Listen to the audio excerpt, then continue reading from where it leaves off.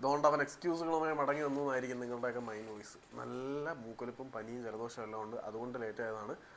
ഇപ്പം ലേറ്റായി വന്നതാണ്. കേരള ബ്ലാസ്റ്റേഴ്സ് ഏറ്റവും പുതുതായിട്ട് സൈൻ ചെയ്ത സ്പാനിഷ് താരത്തിനെ കുറിച്ച് പറയാൻ തന്നെയാണ് വരവ്. സൈനിങ്ങിനെ കുറിച്ച് നമ്മൾ പറഞ്ഞു, ഇനി ആളെങ്ങനെയുണ്ട് എന്ന് കേരള ബ്ലാസ്റ്റേഴ്സിൻ്റെ ഒഫീഷ്യൽ മീഡിയ ടീമിൻ്റെ റിപ്പോർട്ട് വെച്ച് നോക്കുകയാണെങ്കിൽ ആള് പ്രതിരോധത്തിലും ഡിഫൻസീവ് മിഡ്ഫീൽഡ് ഏരിയയിലും കുറച്ചുകൂടി വിശാലമായിട്ടുള്ള ഓപ്ഷനുകൾ ബ്ലാസ്റ്റേഴ്സിന് നൽകാൻ പറ്റിയ ഒരു താരം തന്നെയാണ്. അദ്ദേഹത്തിന് ഇന്ത്യൻ എക്സ്പീരിയൻസ് ഉണ്ട്, ഗോകുലം കേരള FC കളിച്ചിട്ടുള്ളത് കൊണ്ട് തന്നെ കേരളത്തിലെ കണ്ടീഷൻസും പിന്നെ ഇന്ത്യൻ സബ് കോണ്ടിനെന്റിലെ കണ്ടീഷൻസിനെ കുറിച്ചും വളരെ നന്നായിട്ട് അറിയുന്ന താരം.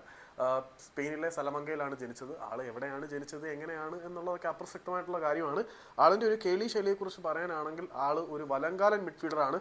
അതുകൂടാതെ കളിക്കളത്തിലെ അച്ചടക്കത്തിനും പ്രതിരോധത്തിനും അവയർനെസ്സിനും ആൾ വളരെ പേരുകേട്ട ഒരു താരമാണ്. അദ്ദേഹത്തിൻ്റെ ഉയരം 186 സെൻറ്റിമീറ്റർ ആണ്.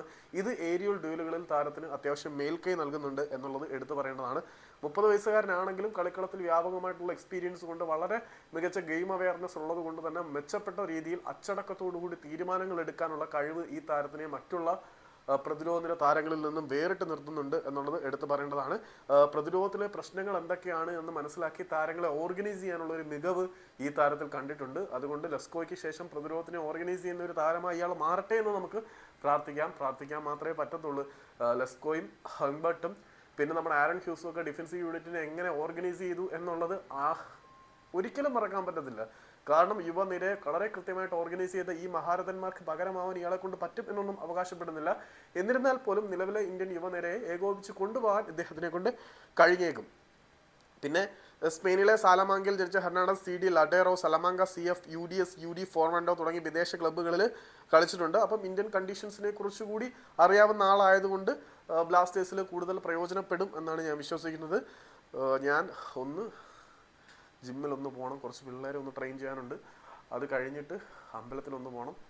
അത് കഴിഞ്ഞിട്ട് വിശാലമായിട്ട് കാര്യങ്ങൾ ചെയ്യണം എന്നാഗ്രഹമുണ്ട്.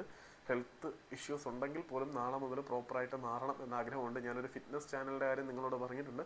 അപ്പം പനിയാണെങ്കിൽ പോലും നാളെ മുതൽ ഒരു കംപ്ലീറ്റ് ട്രാൻസ്ഫർമേഷൻ ജോലി ഞാൻ ആഗ്രഹിക്കുന്നുണ്ട്. അപ്പം നിങ്ങൾ കൂടെ ഉണ്ടെങ്കിൽ കൊള്ളാമായിരുന്നു. അതൊക്കെ മറ്റേ ചാനലിലായിരിക്കും അപ്ഡേറ്റ് ചെയ്യുന്നത്. അപ്പം follow for my transformation, spiritual, emotional, mental, financial, everything I want to change.